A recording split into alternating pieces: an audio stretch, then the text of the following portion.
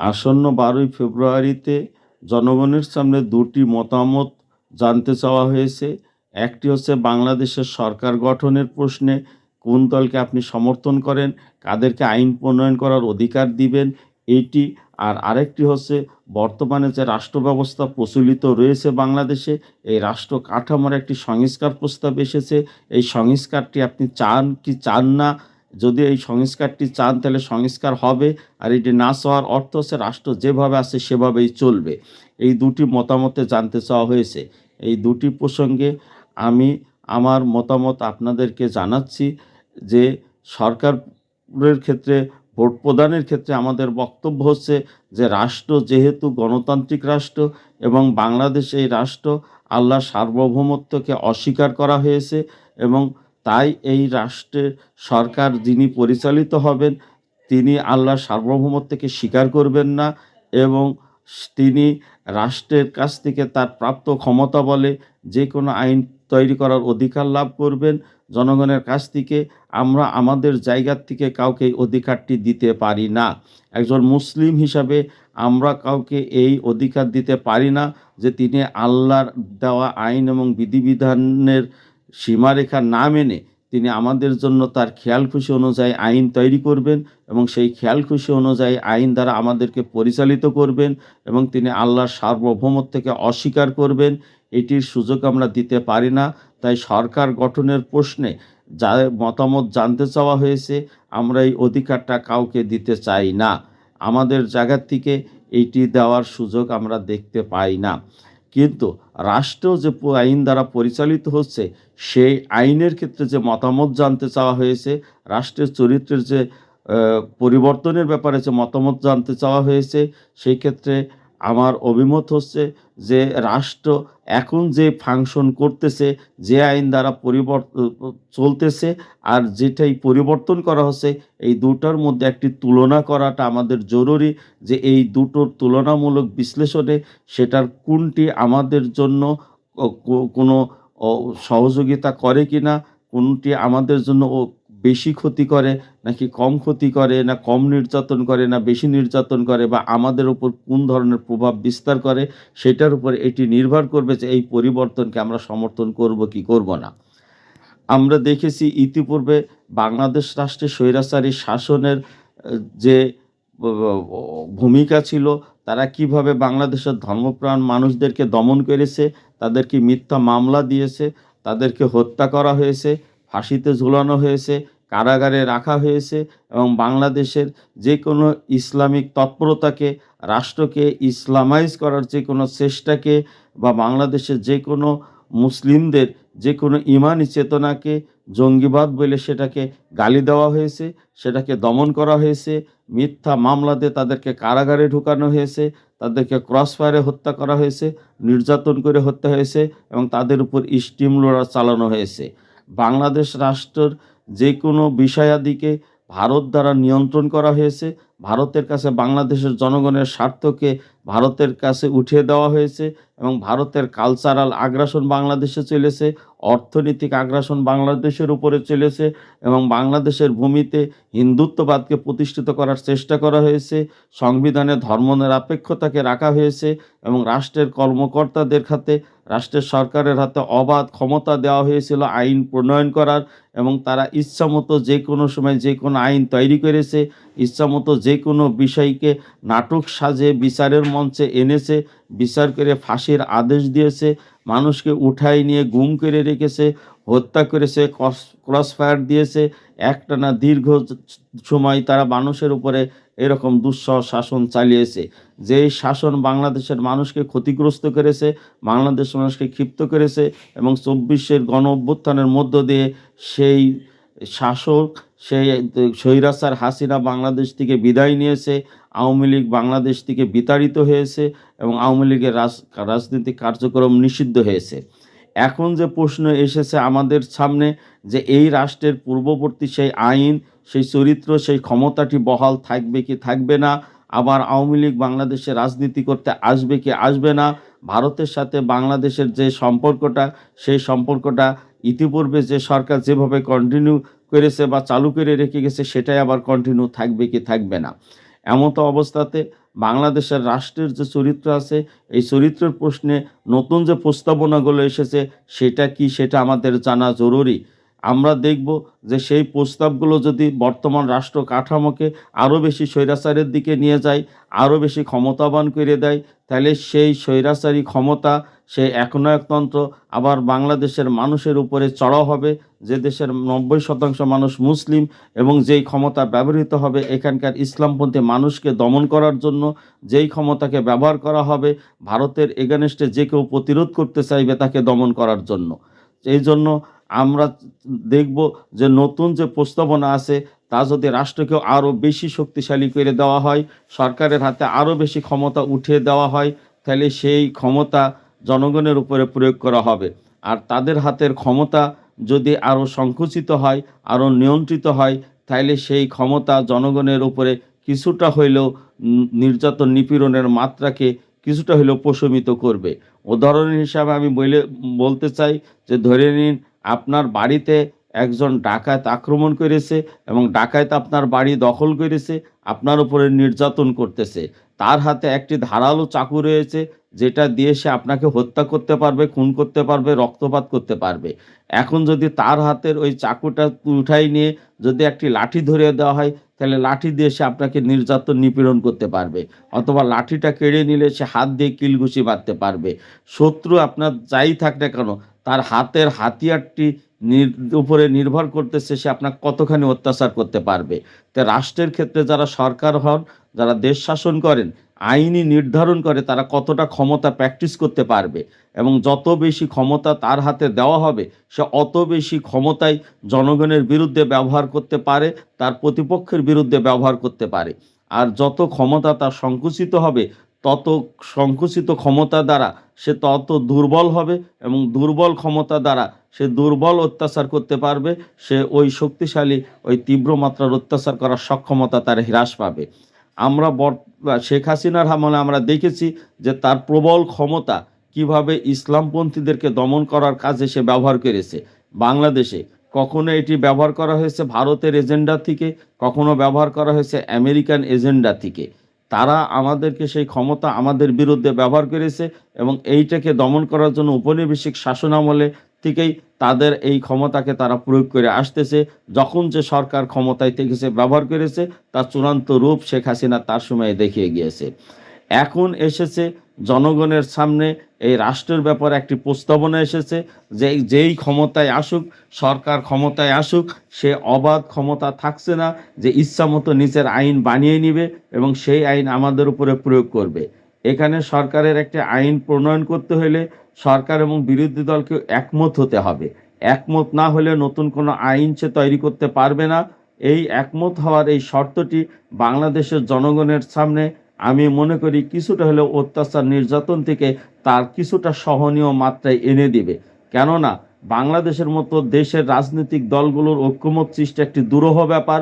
কেননা বিরোধী দল সবসময় মনে করে যে সরকারি দলের হাতে যদি ক্ষমতা আরও বেশি বৃদ্ধি পায়, তাহলে সেই ক্ষমতা তাকে দমন করার কাছে ব্যবহার করা হবে বিরোধী দলকে। এজন্য সরকারের ক্ষমতা বৃদ্ধির কোনো প্রস্তাবকেই বিরোধী দল সমর্থন করবে না। আর বিরোধী দল সমর্থন না করার কারণে সরকার তার নিজেকে শক্তিশালী করতে পারবে না, বরং দুর্বল থাকবে। আর দুর্বল থাকলে সেই দুর্বলতার সুযোগগুলো বাংলাদেশের মধ্যে যে কোনো ইসলামিক শক্তি ওই দুর্বলতার সুযোগে নিজেকে গঠন করার একটি অবকাশ পাবে। কোরআন শরীফের ভিতরে আল্লাহ তাআলা বলেছেন, দুই দল জালেমের দ্বন্দ্বের মধ্য দিয়ে তিনি মসজিদ, প্যাগোডা, গির্জা এগুলোর সংরক্ষণ করেন। জালেম এবং জালেমের ভিতরকার দ্বন্দ্বের মধ্য দিয়ে মুমিনদেরকে আল্লাহ উপকার করেন এবং মুমিনদের মধ্যে একটি সুযোগ তৈরি করে দেন। আমি মনে করি বাংলাদেশের সরকার এবং বিরোধী দলের মধ্যে এই যে বিরোধ এবং দ্বন্দ্ব হয়, এই দ্বন্দ্বকে আমরা মুমিনগণ ব্যবহার করতে পারি এবং এই দ্বন্দ্বের এই সুযোগে আমরা নিজেদের কাজকে সম্প্রসারণ করতে পারবো। এই উভয় দলের ঐক্যমত হয়ে একটি আইন করতে হলে এই যে শর্ত আরোপ করা হয়েছে, এই শর্তটি আমাদেরকে বেনিফিট দিবে। আর আরেকটি বিষয় আছে যে একজন শাসক বাংলাদেশে একটানা দীর্ঘ সময় ক্ষমতায় থাকতে পারবে না। কেননা এখানে প্রস্তাবনা দেওয়া হয়েছে যে টানা 2 বার বা 10 বছরের বেশি একটানা ক্ষমতায় থাকতে পারবে না এক ব্যক্তি। যখন এক ব্যক্তি একটানা ক্ষমতায় থাকতে পারে না এবং তাকে ক্ষমতার থেকে বিচ্যুত হতে হয়, তখন সেই ব্যক্তির ভিতরে এক ধরনের দুর্বলতা কাজ করে, যে তাকে আবার ক্ষমতাহীন হইলে জবাবদিহির তার সম্মুখীন হইতে হবে, তাকে আবার মানুষের মুখোমুখি দাঁড়াইতে হবে। এটি তার অবাধ ক্ষমতা প্র্যাকটিসকে সংকুচিত করে দেয়। আবার এই কারণে ওই ব্যক্তি কিছুটা সংযত থাকে, কেননা ক্ষমতা হারাইলে ওই সময় ক্ষমতা থাকাকালে সে কি করেছে সেটি তাকে একটি প্রশ্নের সম্মুখীন হতে হয় করে। এটিও তার ক্ষমতাকে এবং স্বেচ্ছাচারিতাকে কিছুটা হলেও সংযত রাখবে।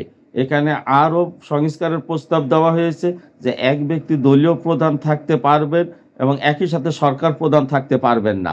সরকার প্রধান হলে তাকে দলীয় প্রধানের পদ ছাড়তে হবে, আর দলীয় প্রধান থাকলে তিনি সরকার প্রধান হতে পারবেন না।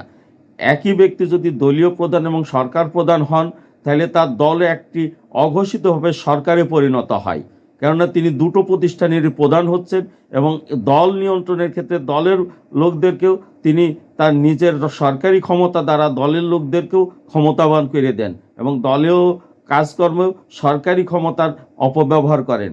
এর দ্বারা দল শক্তিশালী হয়ে যায়, দলীয় কর্মীরা শক্তিশালী হয়ে যায় এবং এটা চাঁদাবাজি, সন্ত্রাসী, টেন্ডারবাজি, বাংলাদেশের মানুষের উপরে সন্ত্রাস অপরাধের মাত্রা বৃদ্ধি করে। দলীয় নেতাকর্মীরা একটি সরকারি ক্ষমতাবান প্রতিষ্ঠানে পরিণত হয়। যদি দলীয় প্রধান আর সরকার প্রধান আলাদা হয়, যেমন সরকারি দল এবং বিরোধী দলের ভিতর যেমন একটি দ্বন্দ্ব থাকে, তেমনি দলীয় প্রধান এবং সরকার প্রধানের মধ্যেও দ্বন্দ্ব তৈরি হবে এবং দল এবং সরকারের মধ্যে যে ফারাক তৈরি হবে, এই ফারাকটার মধ্যেও তাদের একটি সিদ্ধান্তহীনতা তৈরি হবে এবং দলীয় নেতাকর্মীরা সরকারি বাহিনী হিসাবে ব্যবহৃত হবে না। যেখানে একটি সরকার যখন আমাদের শত্রু হয়, রাষ্ট্রীয় প্রতিষ্ঠানগুলো তখন আমাদের বিরুদ্ধে ব্যবহৃত হয়, কিন্তু একই সাথে একটি দলও আমাদের বিরুদ্ধে ব্যবহৃত হয়।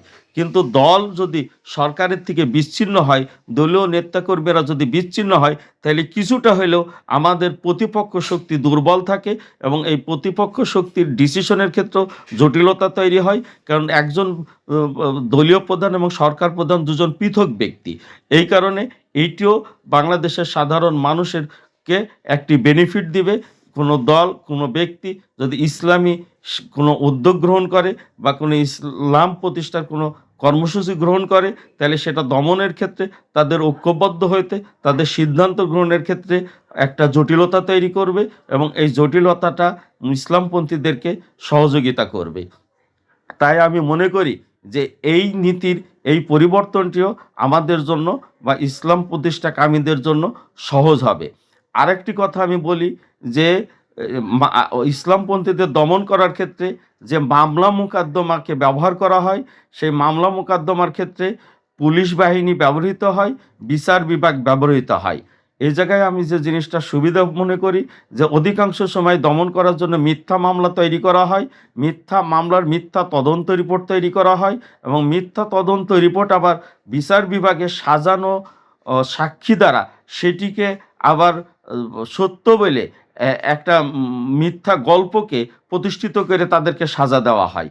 তো এই জায়গাটায় আমাদের এই নতুন রাষ্ট্র সংস্কারের প্রস্তাবনার ভিতরে পুলিশ বাহিনীকে এবং পুলিশের দেওয়া মামলার তদন্ত বিভাগকে পৃথক এবং উভয়কে স্বাধীন করা হয়েছে এবং বিচার বিভাগকে স্বাধীন করার ঘোষণা দেওয়া হয়েছে।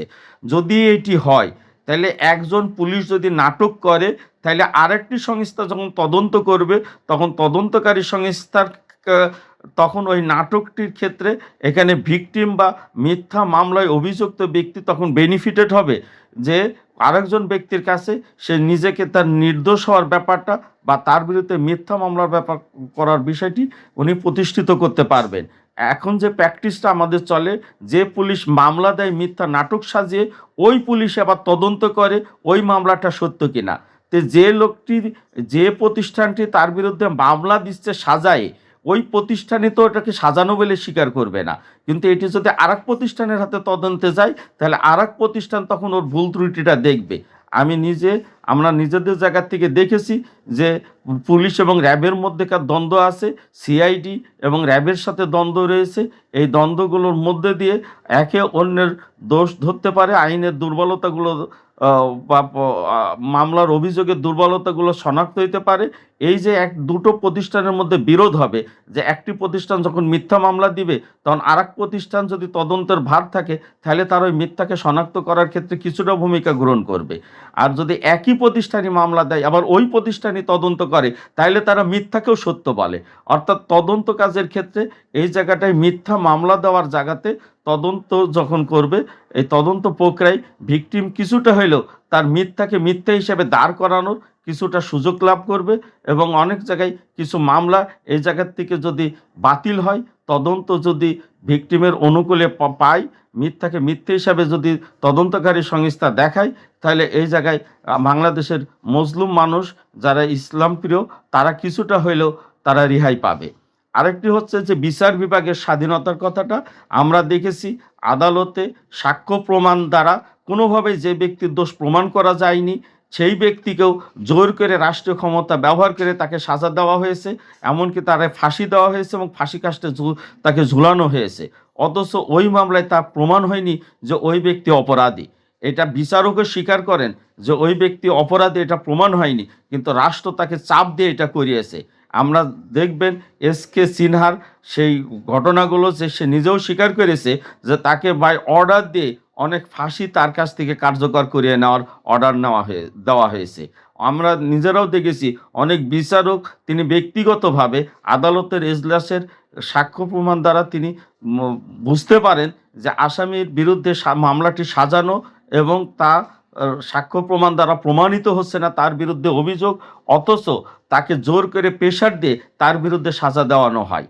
তো যদি এই বিচার বিভাগ স্বাধীনতা পায়, তাহলে আমি মনে করি যে এই ধরনের কিছু ক্ষেত্রে অন্তত ও ক্ষতিগ্রস্ত ভিকটিম বা মুসলিম ব্যক্তি আদালতের কাছ থেকে তার পক্ষে রায় পেতে পারবে, যেখান থেকে সে মুক্তি লাভ করতে পারবে কারাযন্ত্রণা অথবা ফাঁসির মতো আদেশ থেকে। কিন্তু এটির উপরে যদি রাষ্ট্র এবং সরকারের নিয়ন্ত্রণ জোরালো হয়, তাহলে সরকার এই সুবিধাটি তাকে দিবে না। সরকার আইনে তা প্রমাণিত হোক বা না হোক, সরকার তাকে জোর করে বিচারককে চাপ সৃষ্টি করে রায় দিতে বাধ্য করবে তাকে সাজা দেওয়ানোর জন্য, এবং সেটি কমপ্লিট করবে, যেটা হাসিনার সময় আমরা দেখেছি। যদি এই সংস্কারগুলো থাকে, তাহলে অনেক নিরপরাধ ব্যক্তি এই রাষ্ট্রীয় অত্যাচার থেকে কিছুটা অব্যাহতি পাবে। এরপরে এই সংস্কার প্রস্তাবের ভিতরে মানবাধিকারের ক্ষেত্রে কিছু গাইডলাইন তৈরি করা হয়েছে, যে গাইডলাইনে সংবিধানের বা আইনের যে ফাঁকফোকরগুলো দিয়ে ক্রসফায়ারকে বৈধ করা হয়, ক্রসফায়ারের সুযোগ সৃষ্টি করা হয়, সাজানো ঘটনা সাজিয়ে একজনকে হত্যা করা, তা কাউকে বিনা অপরাধে গ্রেপ্তার করে আটক করে রাখা, অথবা গ্রেপ্তার করা হয় এবং সেটাকে গোপন করে রেখে তাদেরকে নির্যাতন করা হয়, গ্রেপ্তার দেখানো হয় না, গুম করে রেখে দেওয়া হয়। এই ধরনের অপরাধ করার ক্ষেত্রে কিছু বাধা প্রতিবন্ধকতা সৃষ্টি হয়েছে, যে বাধা প্রতিবন্ধকতার জন্য অবাধ আর নির্বিচারে মানুষকে আটক করে গুম করা বা ক্রসফায়ার দেওয়া, অথবা মানুষকে বিচারিক প্রক্রিয়ায় মিথ্যা মামলা সাজে তাকে সাজা দেওয়ার প্রক্রিয়াগুলো সংকুচিত হয়ে আসবে। সেটা কিছুটা হলেও মানুষকে অত্যাচার থেকে রেহাই দিবে। এই সংস্কার প্রস্তাবের ভিতরে আরও যেটা করা হয়েছে, দ্বিকক্ষ বিশিষ্ট সংসদ ব্যবস্থা। এই দ্বিকক্ষ বিশিষ্ট সংসদ ব্যবস্থায় যখন উভয় সংসদে যে কোনো আইন তৈরি করতে হয় এবং সংসদ সদস্যগণ তাদের দলীয় আনুগত্য যদি বাধ্য না থেকে তারা স্বাধীন এবং মুক্তভাবে মতামত প্রকাশ করতে থাকে, তাহলে সেখানেও নিবর্তনমূলক বা নির্যাতনমূলক আইন পাশ করার প্রক্রিয়াটি তখন বাধাগ্রস্ত হয়, অথবা সেটা অত বেশি সুযোগ থাকে না। তাই এই যখন তখন সকাল বিকাল আইন তৈরি করে যাকে তাকে নির্যাতন নিপীড়ন করার যে প্রক্রিয়াটি, আমি মনে করি সেটা কিছুটা হলেও সীমাবদ্ধ হয়, কিছুটা হলেও সংকুচিত হয়ে যায়। এবং নতুন সংস্কার প্রস্তাবে আরও গুরুত্বপূর্ণ যে জায়গাটা রাখা হয়েছে, এখানে ব্রিটিশ শাসন আমলকে উপনিবেশিক শাসন এবং শোষণমূলক শাসন বলে চিহ্নিত করা হয়েছে আনুষ্ঠানিক ঘোষণায়। এই ঘোষণাটি আমরা ব্রিটিশ শাসনকে নাকচ করার ক্ষেত্রে এবং ব্রিটিশ শাসনের বিরুদ্ধে আমাদের সমালোচনা করার জায়গাটিকে উৎসাহিত করা হচ্ছে, অথবা এই কথাটাকে আমরা মানুষের সামনে উপস্থাপন করতে পারতেছি। এবং ব্রিটিশ পূর্ব সময়ে এখানে যে ইসলামী বা ইনসাফ ভিত্তিক একটি শাসন ব্যবস্থা ছিল, আমরা সে শাসন ব্যবস্থার পক্ষে আমাদের বয়ান উপস্থাপনকে সহজ করে দেয়। এখানে আরও যে বিষয়টা হচ্ছে, যে ৪৭-এর দেশভাগের প্রেক্ষাপট এবং ৭১-এর মুক্তিযুদ্ধের ঘটনাকে বৈষম্যহীন সমাজ প্রতিষ্ঠা করা, ইনসাফ ভিত্তিক সমাজ প্রতিষ্ঠা করা, যেটা ইসলামের মূলনীতি, এই বক্তব্যকে সামনে নিয়ে আসা হয়েছে। এটি আমাদের ইতিহাস বিশ্লেষণের ক্ষেত্রে আমাদের জন্য সহজ করে দিচ্ছে যে আমরা ইতিহাসের ওই ঘটনাগুলোকে এভাবে বর্ণনা দিতে পারি। এখানে আরও যে কথাটা এসেছে, জাতি হিসাবে বাঙালি জাতি বলে আমাদের যে পরিচয় দাঁড় করানো হয়েছে সংবিধানের মধ্যে, এইটিকে বাতিল করে দেওয়া হয়েছে এবং এটাকে বাতিল করে আমাদের রাষ্ট্রীয় পরিচয় বা নাগরিক পরিচয় হিসেবে বাংলাদেশি বলে পরিচিত হব, এই কথাটি উল্লেখ করা হয়েছে। তো এই উল্লেখের মধ্য দিয়ে বাংলাদেশি হিসাবে রাষ্ট্রীয় পরিচয় বহন করা এটি দোষণীয় নয়, কিন্তু জাতি হিসাবে বাঙালি জাতি হিসাবে নিজেদেরকে দাঁড় করানো, এটা মুসলিম জাতির বিপরীতে বাঙালি জাতি দাঁড় করানো, এটি হচ্ছে আমাদের ইমান আকিদার সাথে সাংঘর্ষিক। বাঙালি আল্লাহ তাআলা কোরআন শরীফে মুসলমানদেরকে মুসলিম জাতি বলে উল্লেখ করেছেন এবং তার সেই জাতির পিতা হিসেবে ইব্রাহিম আলাইহিস সালামকে তিনি দেখিয়ে দিয়ে গেছেন আমাদেরকে। কিন্তু বাংলাদেশ সংবিধান বলতেছে আমাদের জাতিগত পরিচয় হবে বাঙালি জাতি। আমরা বলি যে আমাদের জাতিগত পরিচয় মুসলিম জাতি।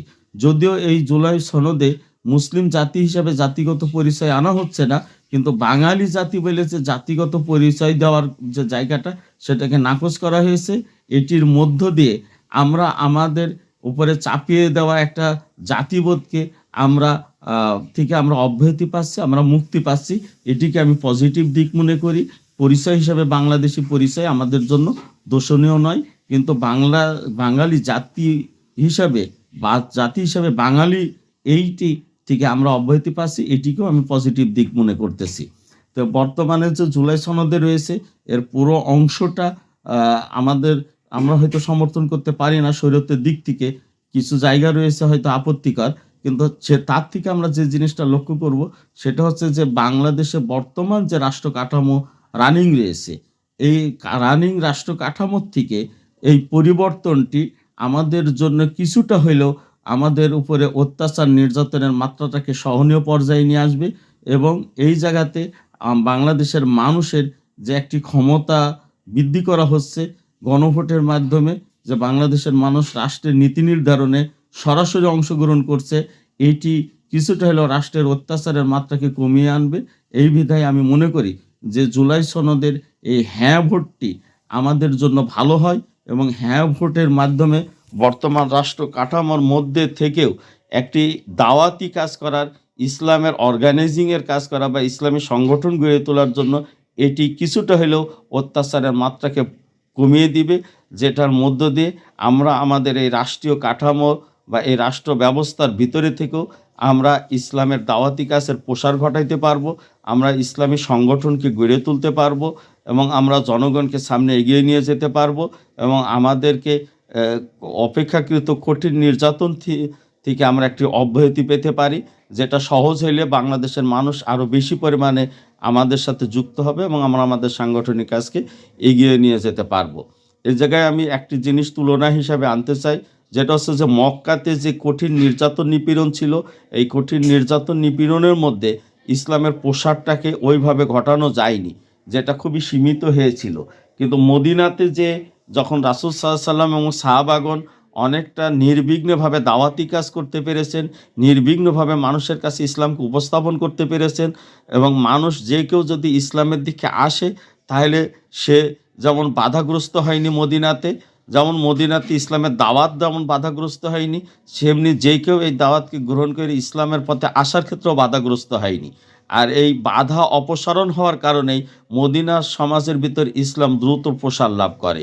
কিন্তু মক্কাতে ইসলামের দাওয়াত প্রদানের ক্ষেত্রেও বাধা ছিল, আবার কোনো ব্যক্তি ইসলামের দাওয়াতকে গ্রহণ করে ইসলামের পথে আসার রাস্তাটাও সেখানে খুব কঠিন করে রাখা হয়েছিল এবং এই কঠিন হওয়ার কারণে মক্কার ভিতরে ইসলামের প্রসারটা ঘটেনি। তাই আমি এই জায়গাটাকে বাংলাদেশের এই জুলাই সনদ বা বর্তমান রাষ্ট্র সংস্কারের এই জায়গাটিকে আমি এই ডাইমেনশনটাকে মনে করি যে এটি হচ্ছে একটি কঠিন অত্যাচারমূলক শাসন ব্যবস্থার থেকে, একটা কঠিন নির্যাতনমূলক কন্ডিশন থেকে আমরা অপেক্ষাকৃত তার থেকে একটু সহজ শাসন কাঠামোর দিকে আমরা অগ্রসর হচ্ছি এবং রাষ্ট্রীয় পর্যায়ে তাগতি শক্তির মধ্যে যে বিভিন্ন ধরনের দ্বন্দ্ব এটা বৃদ্ধি পাবে, যে বৃদ্ধির মধ্য দিয়ে আমরা নিজেদেরকে গড়ে তোলার সুযোগ পাবো, কেননা তারা একে অন্যের সাথে দ্বন্দ্বে লিপ্ত হবে এবং একে অন্যের বিরোধের মধ্যে তারা নিয়োজিত থাকলে তারা আমরা আমাদের জায়গা থেকে নিজেদের উত্থানের কাজগুলোকে, নিজেদেরকে বিস্তার ঘটানোর কাজটা আমাদের জন্য তখন সহজ হবে। তো এই জন্য আমি মনে করি যে বাংলাদেশের অভ্যন্তরে এই পরিবর্তনটা, রাষ্ট্রের এই পরিবর্তনটি আমাদেরকে উপকৃত করবে, আমাদের কাজকে কিছুটা সহজ করে দিবে। তাই রাষ্ট্রের এই জুলাই সনদ বা এই সংস্কার প্রস্তাবকে আমি মনে করি আমরা হ্যাঁ বা সম্মতিসূচক আমরা রায় তাদেরকে দিতে পারি। কেননা এটি না দেওয়ার অর্থ হবে আগেরটা কন্টিনিউ থাকে। এটা এমন নয় যে এটা না দিলে এটা ইসলামী শরিয়া প্রতিষ্ঠিত থাকবে, অর্থাৎ যে জায়গাতে রয়েছে সেই জায়গার থেকে এটা কিছুটা হলেও উন্নতির দিকে যাবে। আর একই সাথে আমি বলবো যে হ্যাঁ না ভোটটি গণতন্ত্র নয়। গণতন্ত্র হচ্ছে রাষ্ট্রের সরকার নির্বাচন করাটা। যে রাষ্ট্রটি ইসলামী শরিয়া আইন যারা পরিচালিত হচ্ছে না এবং যারা নিজেদের খেয়াল খুশি অনুযায়ী আইন প্রণয়ন করবে, এই আইন প্রণয়ন করার অধিকার দিতে যাওয়াটা এটি হবে আমাদের দিক থেকে গণতন্ত্র। আর বর্তমান গণতন্ত্র না করে রাষ্ট্র যে জায়গার থেকে যে নিয়ম দ্বারা পরিচালিত হচ্ছে সেই নিয়মের মধ্যে কিছু চেঞ্জ করার যদি আমরা সুযোগ পাই, তাহলে সেই পরিবর্তনটি আমাদের কাজের জন্য সহজ করবে কি না, আমাদের কাজকে আরও কঠিন করবে নাকি আর একটু সহজ করবে, এই প্রশ্নটি আমাদের কাছে মুখ্য।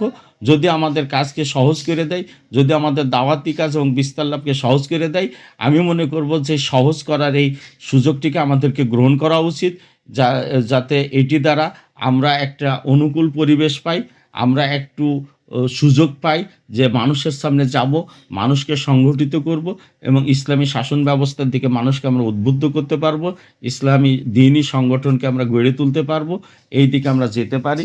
এইটি আমি মনে করি যে আমাদের জন্য সহজ হবে। এখন কেউ যদি মনে করেন যে রাষ্ট্রের এই হ্যাঁ না ভোটের মধ্য দিয়েই আমরা রাষ্ট্রের বৈধতা দিতেছি, আমি এই কথার সাথে একমত নই। আমরা মূলত রাষ্ট্র আমাদের উপর যে নির্যাতন করতেছে, আমরা এই নির্যাতনের মাত্রাটি যাতে একটু সহজ হয়, মানুষের জন্য যদি সুবিধা হয়, আমরা সেইটা কি সমর্থন করতেছি। আমরা শাসক নির্বাচন করতেছি না, আমরা রাষ্ট্রের নীতিমালা পরিবর্তনকে সমর্থন করতেছি এবং এই নীতিগত পরিবর্তন আমাদের জন্য সহজ হবে বিধায় আমরা এটা করতেছি। তাই আমি মনে করি যে আমাদের ভিতরে এটা নিয়ে কোনো বিভ্রান্তি থাকা উচিত নয়। আল্লাহ রাসূল সাল্লাল্লাহু যখন মদিনায় গিয়েছিলেন, তিনি মদিনায় বিভিন্ন ধরনের গোত্রের সাথে, বিভিন্ন ধর্মের লোকদের সাথে চুক্তিবদ্ধ হয়েছিলেন। তিনি ইহুদিদের সাথেও চুক্তি করেছিলেন, তিনি মুশরিকদের সাথেও চুক্তি করেছিলেন, খ্রিস্টান সম্প্রদায়ের সাথেও চুক্তি করেছিলেন। কিন্তু এই চুক্তি করার অর্থ তার এটা ছিল না তিনি ইহুদি ধর্মকে স্বীকৃতি দিয়ে দিলেন। এই চুক্তি করার অর্থ তার এটি ছিল না যে তিনি মুশরিকদের মূর্তি পূজাকে তিনি সমর্থন বা স্বীকৃতি দিলেন। তিনি মুশরিকদের মূর্তি পূজা বা সমর্থনকে স্বীকৃতি দেননি।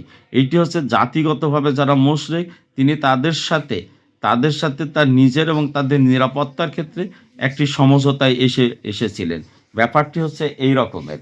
এভাবে রাসূল সাল্লাল্লাহু আলাইহি ওয়াসাল্লাম যখন হুদাইবিয়াতে চুক্তি করেছিলেন, তখন কাবা ঘরের উপরে, মক্কার উপরে কুরাইশদের কর্তৃত্ব বা নেতৃত্বকে তিনি কিছু দিনের জন্য মেনে নিয়েছিলেন এবং তাদের আপত্তির কারণে তিনি চলে এসেছিলেন। এটি দ্বারা তিনি কাবা ঘরের মূর্তি রাখার বৈধতা স্বীকার করেননি। এই ঘটনাগুলোর থেকে আমাদের শিক্ষণীয় রয়েছে। এমনিভাবে যখন রোমক এবং পার্সিয়ানদের সাথে যুদ্ধ হচ্ছিল, তখন রাসূল সাল্লাল্লাহু আলাইহি ওয়াসাল্লাম রোমানদের পক্ষ অবলম্বন করেছিলেন এবং সাহাবীগণ রোমানদের বিজয় কামনা করেছিলেন। যদিও রোমানগণ খ্রিস্টান ছিল, একজন নবী যখন আল্লাহর নবুয়ত নিয়ে এসেছেন সেই নবীকে তারা অস্বীকার করতেছে, অথচ তিনি তাদের বিজয় কামনা করতেছেন, কেননা তারা মুসলমানদের সাথে বিশ্বাস এবং আকীদার দিক থেকে নিকটবর্তী ছিল এবং রোমানদের বিজয় মুসলমানদের উপরে নির্যাতনের মাত্রা কমানোর ক্ষেত্রে সহায়ক হয়েছিল। কেননা মক্কার মুশরিকরা যারা মুসলমানদের উপরে নির্যাতন নিপীড়ন করত, তারা পার্সিয়ানদের দ্বারা সমর্থিত ছিল, আর পার্সিয়ানদের সমর্থন তাদেরকে শক্তিশালী করে রেখেছিল, যেই শক্তির কারণে তারা মুসলমানদের উপরে নির্যাতন নিপীড়ন চালাইতো। বাংলাদেশের মধ্যে ভারতের সমর্থনই আওয়ামী লীগকে আমাদের ইসলামপন্থীর উপরে দমন পীড়নের উৎসাহিত করত এবং ভারতকে সন্তুষ্ট করার জন্য সেই ইসলামপন্থীদেরকে দমন করত। তাই ভারতের এই সমর্থিত আওয়ামী লীগ এবং তাদের পরাজয় মুসলমানদের জন্য, এদেশের মানুষের জন্য সহজ করে দিয়েছে এবং এদেশের মানুষের জন্য একটা মুক্তির জন্য একটা কিছুটা অনুকূল পরিবেশ প্রদান করেছে। তাই আমি মনে করি যে এই ধরনের ক্ষেত্রে আমরা অবশ্যই এই ধরনের আকাঙ্ক্ষা রাখতে পারি, যাতে আর আওয়ামী লীগ ফেরত না আসতে পারে, ভারত যাতে বাংলাদেশের উপর কর্তৃত্ব করতে না পারে এবং বাংলাদেশের সরকার বা শাসন ব্যবস্থাকে তারা ব্যবহার করে তাদের উপর কর্তৃত্ব করে তাদেরকে দিয়ে এদেশের ইসলামপন্থীদেরকে যেন দমন করার সুযোগটা তাদের সংকুচিত হয়। এজন্য আমি মনে করি যে রাষ্ট্রীয় কাঠামোর এই সংস্কার এই ক্ষেত্রে কিছুটা ভূমিকা পালন করবে এবং এই অর্থেই আমরা রাষ্ট্র কাঠামোর সংস্কারকে, রাষ্ট্রের কিছু নীতিগত পরিবর্তনকে আমরা সমর্থন করার লক্ষ্যে আমরা হ্যাঁকে সমর্থন দিতে পারি, কোনো সরকারকে নির্বাচিত করার জন্য নয়। এখন হ্যাঁ যদি বিজয়ী হয়, যেই ক্ষমতায় আসুক না কেন তাকে আইনগতভাবে সে বাধ্য এবং প্রতিশ্রুতিবদ্ধ হ্যাঁকে তারা বাস্তবায়ন করবে। যদি হ্যাঁ অনুযায়ী তারা যদি সরকার বা রাষ্ট্রকে যদি সংস্কার করতে থাকে, তাহলে সেটি আমাদেরকে বেনিফিট দিবে।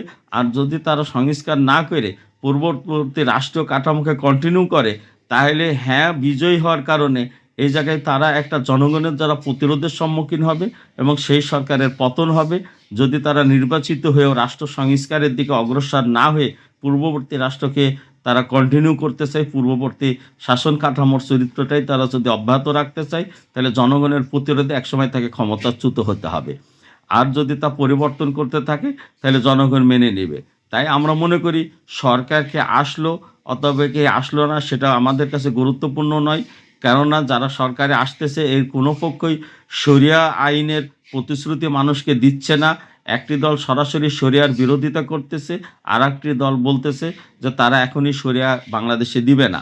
তাহলে শরিয়া যদি তারা না দেয়, তাহলে তাদের কাউকে আমাদের প্রতিশ্রুতি দেওয়ার কোনো সমর্থন দেওয়ার মতো আমি সুযোগ দেখি না। আর এছাড়া বর্তমান রাষ্ট্র কাঠামো যেভাবে চলছে, যে রাজনীতি চলছে, এই গণতান্ত্রিক প্রক্রিয়ায় নির্বাচিত হয়েও কেউ শরিয়া দিতে পারবে এটা আমি মনে করি না। কারণ ইসলামী শরিয়া কার্যকর করতে হলে শরিয়া কার্যকর করার উপযুক্ত সমস্ত জনবল প্রয়োজন হবে। কারণ এই ক্ষমতায় যে তারা বাংলাদেশের সামরিক বাহিনী, পুলিশ বাহিনী, আমলা বা বিচারক শ্রেণী বা বাংলাদেশের শিক্ষক শ্রেণী কাউকেই তারা চেঞ্জ করতে পারবে না। তাদেরকে নিয়েই তাদেরকে সরকার পরিচালনা করতে হবে। অথচ কেউ তারা ইসলামী শরিয়ার ব্যাপারে প্রশিক্ষিত নয়। ইসলামিক শরিয়া কার্যকর করার ক্ষেত্রে তাদের সেই মানসিকতা বা নিয়ত নেই। সে ধরনের ব্যক্তি দ্বারা এই সকল ব্যক্তি গঠিত হয়নি। তাই শরিয়াকে আনতে হলে, ইসলামী আইন শাসন ব্যবস্থাকে আনতে হলে যে প্রস্তুতি দরকার, এই প্রস্তুতি বিদ্যমান রাজনৈতিক দলগুলোর কারণই নেই এবং তারা বর্তমান যে প্রক্রিয়ার মধ্য দিয়ে নির্বাচন করছে, এই নির্বাচনী প্রক্রিয়ার মধ্য দিয়েও সেটি আসতে পারে না। সেটা আসবে শুধুমাত্র আল্লাহর দেওয়া পদ্ধতি, আল্লাহ রাসূলের দেওয়া পদ্ধতি। সেটা হচ্ছে সুস্পষ্টভাবে কোরআন শরীফে জিহাদের কথা বলা হয়েছে এবং সেই জিহাদি প্রক্রিয়ার মধ্য দিয়ে আমি মনে করি দেশে ইসলাম বিজয়ী হবে এবং ইসলাম প্রতিষ্ঠিত হবে। কিন্তু ইসলামী যে জিহাদি প্রক্রিয়ায় আসতে হলে তার পূর্বে যে দাওয়াতি কাজ করে একটি সংগঠন বা তানজিম গড়ে তোলা জরুরি, একটি প্রস্তুতি গ্রহণ করা জরুরি। আমি মনে করি সেই প্রস্তুতির পথে রাষ্ট্র যে প্রবল শক্তি নিয়ে অত্যাচার নির্যাতন করে বাধা সৃষ্টি করে, সেই বাধার মাত্রাটা হয়তো এই সংস্কারের মাধ্যমে কমে আসবে বা কমে আসতে বাধ্য হবে। আর তখন এদেশের মানুষ তারা নিজেরাই নিজেদের ভিতর থেকে ওই ধরনের সংগঠন বা প্রতিষ্ঠান গড়ে তুলতে সক্ষম হবে, যারা ভবিষ্যতে আল্লাহর রাসূলের পদ্ধতিতেই তারা এ দেশকে পরিবর্তন করতে সামর্থ্যবান হয়ে উঠবে।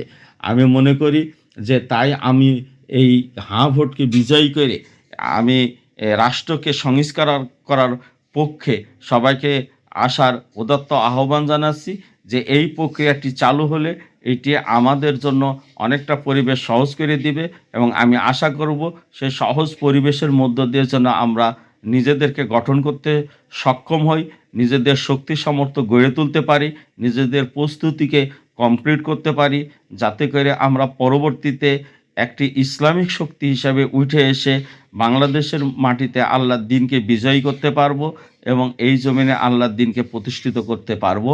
আল্লাহ তাআলা আমাদের সেই তৌফিক দিন। আমিন।